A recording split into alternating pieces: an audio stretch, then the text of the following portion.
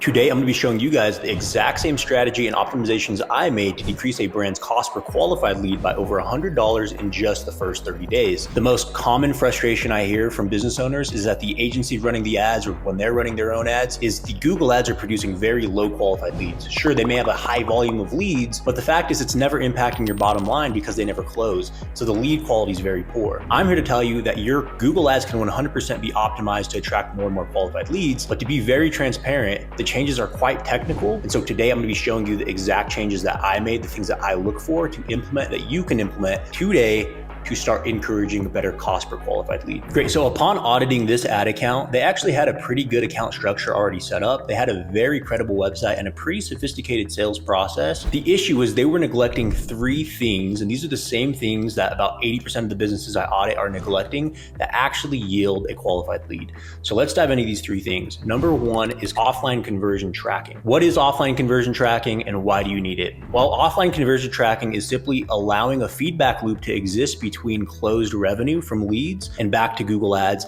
from a qualified lead back to Google Ads. This way, Google Ads actually knows, hey, this campaign, this specific keyword is yielding a qualified lead. Let's spend more on this, or let's bid more on this keyword or this campaign to get them the result that they're looking for, which is i.e. a qualified lead or an offline sales customer. So this essentially, offline conversion tracking allows you to close the loop from lead to revenue into Google Ads and give the algorithm a signal so they can optimize for the things that are most important for your company. The second thing that this company was missing is they had no conversion value assignment on all their different lead actions. The reason this is bad is because, as you guys can see in this ad account right now, options and ways for people to convert on the website, in the actual warehouse, we can do showroom visits, we can do virtual visits. So as you can see, they have a ton of different conversion actions that people can opt in for. And the reason why conversion value assignment is so big and such a big deal is because a phone call lead may not close at the same percentage as somebody going into the actual warehouse booking a showroom visit. And so if you can teach Google and tell Google, hey, this specific conversion action is more valuable than this one, they will optimize for individuals who are more likely to complete one over the other, which is going to be optimizing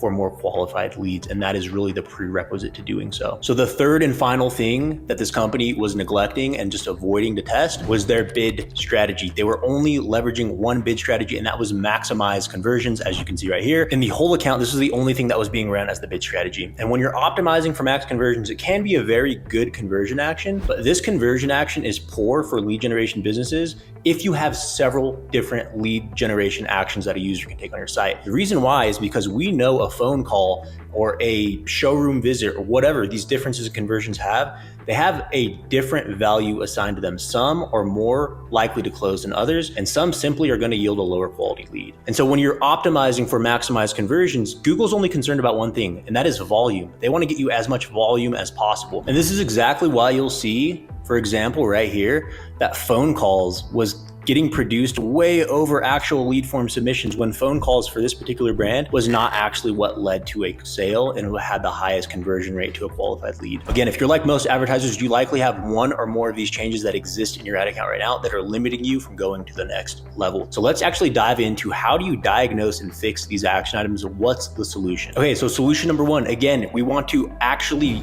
bridge the gap from Google Ads to offline conversions. And the way you do that is pretty simple. You're going to go into the back end of Google Ads and you're going to go to create conversion action. You'll go to import right here. In most cases, you're going to actually want to import it directly from your CRM, and you want to track it. If you're tracking a lead form submission that's going to go to a qualified lead, you're going to want to track from clicks. And so what this means is the user had to first click on your Google ad and then become a qualified lead in your CRM to be ported back to Google and deemed a qualified lead. And so you'll go to track conversions from clicks. You're going to go to connect a new data source. And so if you have a CRM, which I highly recommend Salesforce or HubSpot, or if you have a custom one, they have a lot of different integrations that you can have. So Salesforce and HubSpot are the most common ones, but for this particular client, we were using HubSpot. And so all you'll do is you'll go to HubSpot, you'll go ahead and you will do a direct connection to HubSpot. and you'll authorize this, you'll sign into your HubSpot account, and essentially you'll go into your HubSpot, you'll name the offline conversion action, you'll create the logic on it, meaning, hey,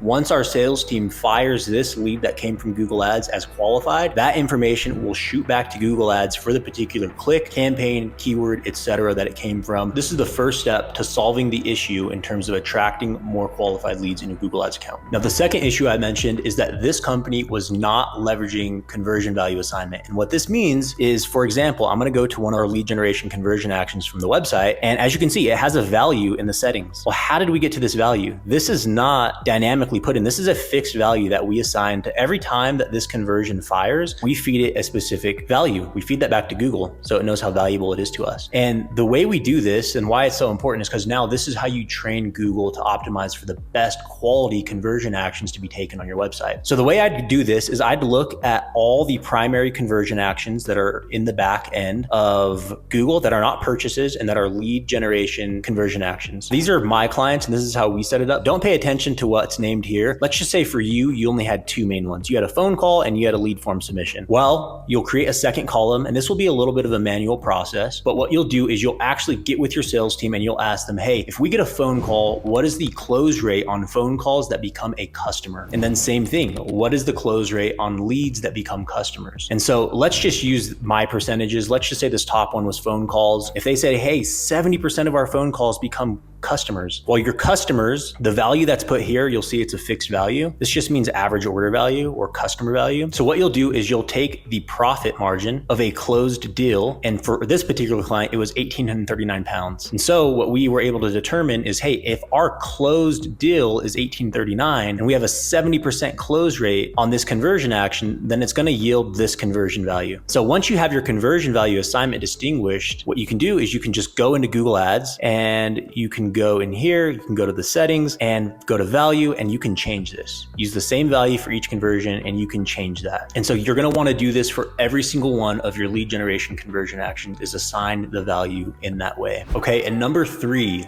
I had mentioned that this client was only using a max conversions bid strategy. Now, once you assign conversion values accurately in the ad account and you're tracking offline conversions, other bid strategies like target ROAS, like target CPA are going to work wonders in the ad account, because what these bid strategies actually do is they take the value of conversions, they try to maximize the actual value they're getting out of your conversions versus just the number of conversions. And if you're telling Google that a phone call is more likely to lead to a qualified lead and it has a higher value than a lead form submission, they're going to opt to get you more of those type of conversion actions, which is going to yield to a better cost per qualified lead in the end. And so as you can see, here's a real example of me using a target ROAS bid strategy for a PMAX campaign. Yes, PMAX in lead generation, and it's yielding 52 qualified leads. Sure, we're getting a lot of lead form submissions, but the lead form submissions that we're getting are actual quality lead form submissions and lead form submissions that we want. Again, it's optimizing for some that are more valuable than others, and we're getting a pretty good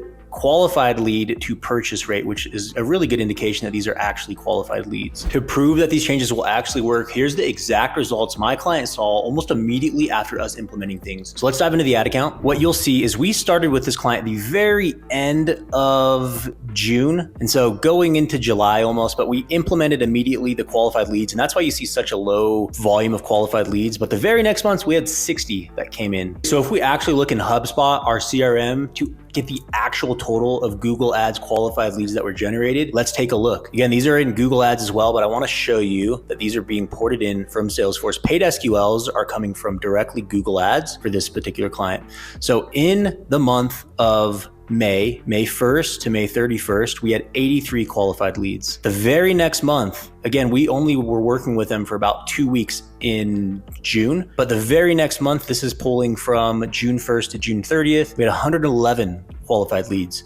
And then the very first full month that we had with this client is going to be from July 1st to July 31st, we had 228 sales qualified leads. So to visualize this a little bit differently, here's a spreadsheet that I've pulled for the client. So we were not working with them in May. We worked with them the last 2 weeks of June, and then July was our first full month with them. So if you look at sales qualified leads and spend, we scaled the spend, maybe $2,000 month over month, but from 83 when we weren't working with them to 228 sales qualified leads in just really about 45 days days is very impressive. They went from a 326 cost per SQL to 127 cost per SQL. And check out this. ROAS went from 300% to 814% for this client. So I hope this video was helpful for you guys. And if you're looking for somebody to grow your ad account, to implement an intentional strategy to grow bottom line revenue, hit the link in the description. You'll be able to apply to work with myself or my team. We'll give you a free ad account audit and go from there. Otherwise, watch the video above where I go over the only 7 strategies your ad account actually needs on an ongoing basis, and subscribe to stay up to date with more videos like this.